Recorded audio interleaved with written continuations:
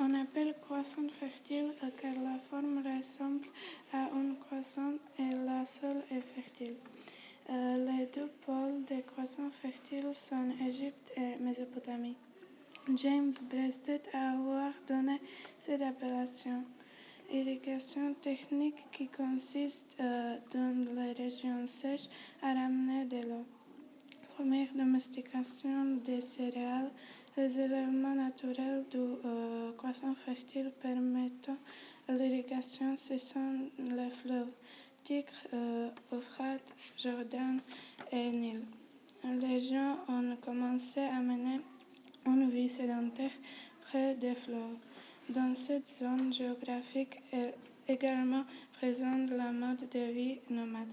Surtout, on retrouve ces modes de vie du désert syro-arabique. Les pays actuels comprennent la croissance fertile sont Liban, Chypre, Koweït, Israël, Palestine, Syrie, Irak, Jordan, Iran et Turquie.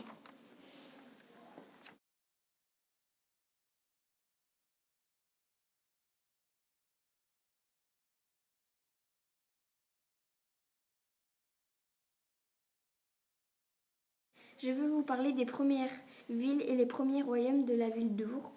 Les habitants d'Ur adoraient plusieurs dieux, mais ils honoraient particulièrement le dieu lune Nana. Ur était peuplé d'environ 30 000 habitants. Ur était traversé de canaux pour arroser les terres cultivées ou évacuées l'eau des crues de l'Euphrate.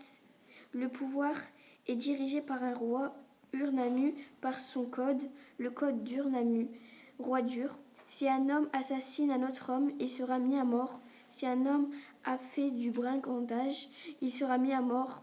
Les édifices qu'on retrouve de la ville sont cimetière royal, palais du roi, rempart, temple du dieu Nana, des écoles, des ateliers et sanctuaires.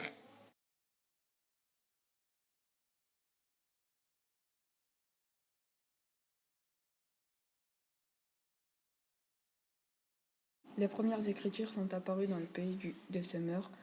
Il a eu plusieurs types d'écriture, les cuneiformes, les pictogrammes et les hiéroglyphes, qui sont apparus entre moins 3300 et 3000.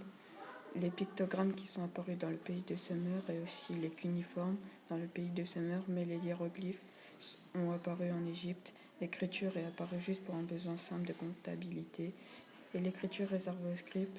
Jean-François Champollion a découvert la pierre de Rosette pour étudier les hiéroglyphes.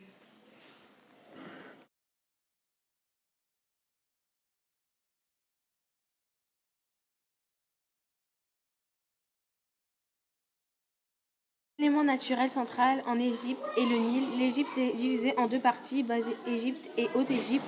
Le paysage égyptien est en trois parties, eau, désert et terre fertile. Le Nil est salué comme un dieu. Le mode de vie qui se met en place est sédentarisé.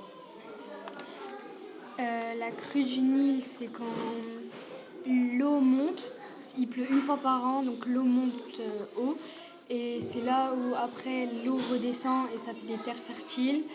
Et du coup, les Égyptiens s'installent autour pour pouvoir cultiver des palmiers.